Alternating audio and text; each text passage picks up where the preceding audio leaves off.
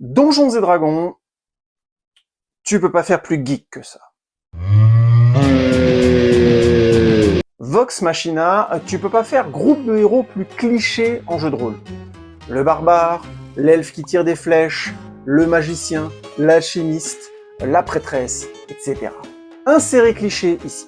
Mais cette bande de ratés va être amenée, bien malgré elle, à être confrontée au pire fléau de ce monde possible, les dragons.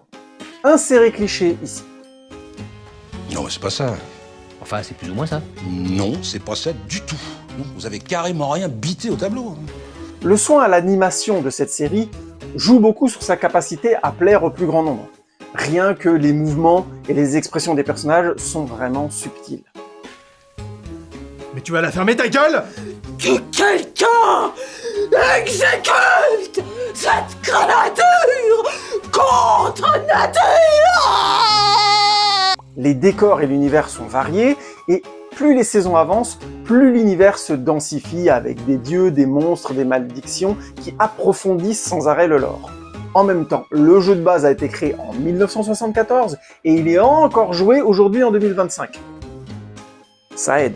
Mais qu'est-ce que tu branles, mec? On va pas foutre la partie en pause pour ton herbe à pipe à la cour, et tu casses les couilles! Non, rassis-toi et tu écoutes, ça fait des semaines que je prépare cette campagne, il y a 100 pages de lore sur ce vendeur que personne n'a lu ici, je ne vous crois absolument pas une seule seconde. Mais surtout, l'écriture résolument adulte de l'intrigue, ironisant sur l'univers sans lui manquer de respect, booste clairement cette série qui sans ça serait restée au niveau d'un truc de fanservice ou d'un délire adolescent.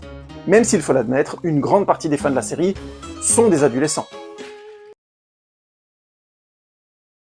Mais enfin, ça va pas! Je ne parle pas ici du côté adulte de l'intrigue.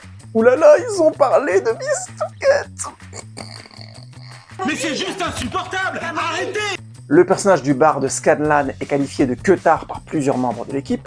Les passés violents et meurtriers des personnages de Grog le barbare ou de Percy l'alchimiste sont abordés de manière frontale. Bref, le lore ambivalent du jeu est présent et il donne beaucoup de profondeur à la série. En même temps, le jeu de base a été créé en 1974 et il est encore joué aujourd'hui en 2025. Ça suffit. Ça suffit. En résumé, c'est la meilleure série adaptée d'une série YouTube. Mais qu'est-ce que ça veut dire, ça? Et oui, à la base, Vox Machina est une adaptation de la série YouTube Critical Role. Sur cette chaîne YouTube, on voit en fait des acteurs professionnels jouer à des parties de Donjons et Dragons. Merde, j'espère que vous avez une chute à tout ça parce que l'intro est comaque. Attendez, c'est moi finir, je vais perdre le fil. Là, t'es en train de te dire que c'est une obscure chaîne YouTube qui regardait que pas des geeks et qui a eu un coup de peau. Cette chaîne a obtenu le financement participatif d'une série télé le plus rapide de l'histoire du site Kickstarter. Pour te donner une échelle d'idée, ils avaient demandé 750 000 $ et ils ont obtenu 4,2 millions. Metal Gear? Mais bon, l'argent ne fait pas tout. C'est l'originalité du concept qui fait la force de cette série.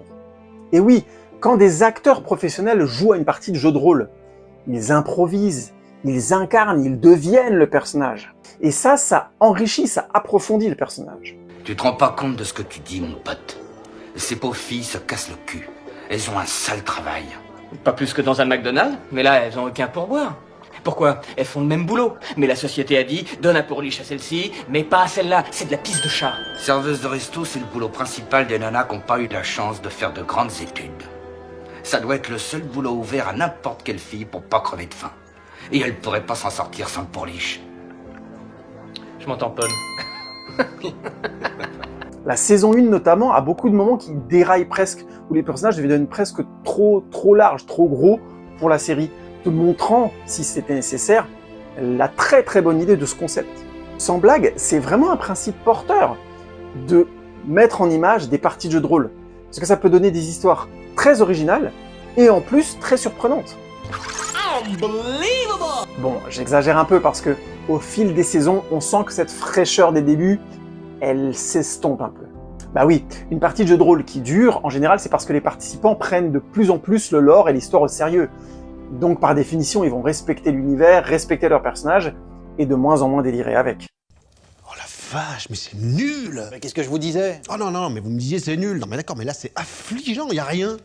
Personnellement, j'ai fini par être pris par le côté épique de l'histoire et moins par le côté comique, improvisé. Pour m'attacher, par des personnages qui ont fini par me charmer, chacun ayant finalement une histoire assez dense. Par exemple, c'est à base de paternité inassumée, de malédiction mortelle, de vengeance cruelle, de dieux trahis, bref, des sujets légers, quoi. Et vous y croyez? À quoi?